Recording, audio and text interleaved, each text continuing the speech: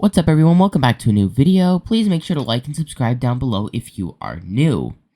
So tomorrow, we have a bunch of primaries in the state of Ohio, and probably by the time that you're watching this video, we will be about 5 or 6 hours from polls closing. You're going to have 2 videos today, and I am not going to be able to live stream the coverage of the election, unfortunately. I'm going to be busy, but on another note, I think it's still important that we discuss this, because there's been a lot of diversity coming down to the Republican primary. Republicans seemingly are somewhat united around the Bernie Moreno Trump-endorsed candidate when it comes down to the U.S. Senate election for the state of Ohio. But that's not all we're going to be talking about today. We're also going to be talking about the congressional candidates of exactly what is going to be happening when it comes down to everything that's going to be going on. So, let's get into it. Donald Trump, back in November, went ahead and endorsed Bernie Moreno, and I'm going to pull the truth up so you all can see it. So this here is Donald Trump saying some nice stuff, saying some nice things about Bernie Moreno, who is his pick to lead the United States Senate in Ohio, and join J.D. Vance, who is the other senator from the state of Ohio. J.D. Vance has been a freedom champion. He has been excellent.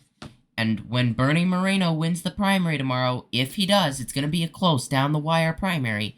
If he wins the primary and then goes on and wins in November, he is going to go join J.D. Vance, and he's going to be and we're going to have the best Senate delegation in the state of Ohio. So if you live in Ohio, please go out there and vote for Bernie Moreno. He is the best candidate that we have in this race. Now, with that being said, I also want to discuss a little bit about Matt Dolan, who is the non-Trump endorsed candidate and the more rhino type of candidate. He is out there acting like, oh, I'm going to put America first. He ran as a rhino in 2022 and got absolutely shellacked in the primary, as I am going to pull up right. If I scroll down here, Matt Dolan had a bunch of surprises leading up to the May primary, and then we get to the last poll, and finally J.D. Vance is pulling ahead. And Matt Dolan gets eliminated in the primary because he runs a candidate that nobody likes. And as you'll be able to see here, J.D. Vance was also endorsed by Donald Trump, and so far J.D. Vance has been an excellent U.S. Senator, and now Bernie Moreno is getting returned the favorite and being endorsed by Vance to go on to win the November election. Now, J.D. Vance replaced former Senator Rob Portman after he decided to retire, and Rob Portman, of course, they had ticket splitting because Democrats do not like J.D. Vance whatsoever, so they tried to ticket split, and Ohio's got open primaries, so that also explains it. But still, very close primary election. It's somewhere down here. Here it is. So Matt Dolan, he finished third in the primary. He lost by about 9. He lost by 9 points to Josh Mandel and J.D. Vance. Josh Mandel did better than Matt Dolan, surprisingly, which I thought was actually relatively interesting, because Matt Dolan is a complete and total rhino when it comes down to all of the items that Matt Dolan originally had going for him. Back in the day, he was running a horrible campaign. Now he's actually switching, and he's like running as an America First type of Republican, similar to the second coming of good old Mittens, who hopefully we can get an upgrade in the Utah Senate. I think we will be able to. I hope that Trump jumps in and endorses Staggs in that race. But at the end of the day, we will likely have some better candidates in the United States Senate going up against these warriors. I also want to touch on the congressional elections that are also taking place tomorrow in the state of Ohio. So that being said, here are the congressional elections that I want to touch on. District 1, that's a safe Democrat seat, basically. But there's a couple of seats that I want to talk on. One of them is the district, is the 2nd district. Do not fall into the trap. I also want to talk about Phil Hemlick. I'm going to pull up his campaign here because honestly, it is absolutely disgusting. We're going to just pull it up right here. The anti-MAGA Republican, he has nothing good on this website. He doesn't talk about the big issues. Well, you could say that beating inflation is important, but none of this stuff is really important. And plus, there are definitely other stuff that are important to discuss coming later on. However, my endorsement for this district goes...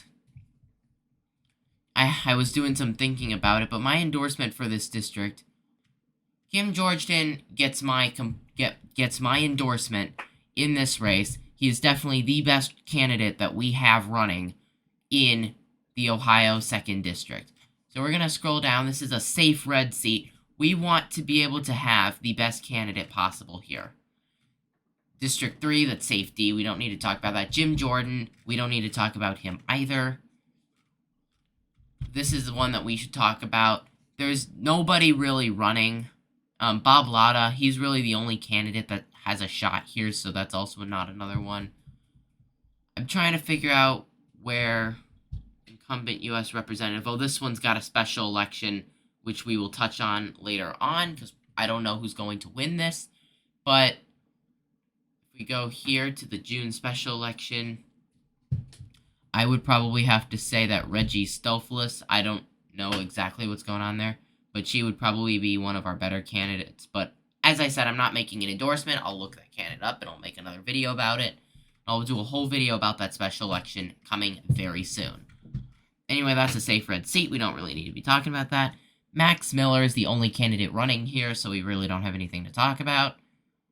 District 8, I would probably have to say that Warren Davidson is our best option to hold on to the seat. This is a solid red seat, so I really don't believe that we don't have anything to worry about or gain or lose, so we should just put up the best candidate possible. Alright, moving down the Beltway to Ohio's 9th Congressional District. The best candidate running in this seat is a district that is relatively flippable, easy to flip. This is the one that J.R. Majewski was running in last time. However, J.R. Majewski withdrew from this race and moved out and decided to go up against someone else because he lost big in the last election. The best candidate running in this district is Derek Marin. He has the endorsement of Donald Trump along with Mike Johnson and J.R. Majewski, who is the nominee for this district, and he should be able to go out there and possibly be able to win this seat come November. This is going to be a close seat either way, and I think we can flip it if we know what we're doing.